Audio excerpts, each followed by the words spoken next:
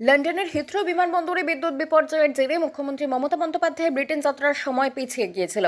অবশেষে শনিবার সন্ধ্যার বিমানে দুবাই হয়ে লন্ডনের উদ্দেশ্যে রওনা দিচ্ছেন মুখ্যমন্ত্রী।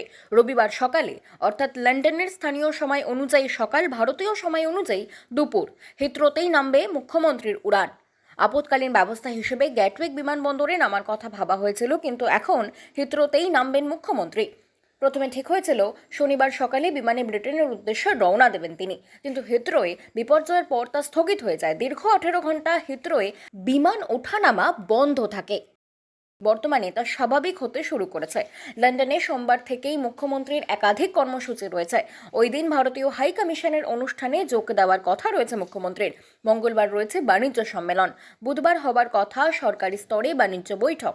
আগামী বৃহস্পতিবার অক্সফোর্ড বিশ্ববিদ্যালয়ে ভাষণ দেওয়ার কর্মসূচি রয়েছে মুখ্যমন্ত্রীর। আগামী শুক্রবার তার লন্ডন থেকে কলকাতায় ফের রওনা হওয়ার কথা। বাংলা খবর, আপনার রাজনীতি, আপনার আওয়াজ।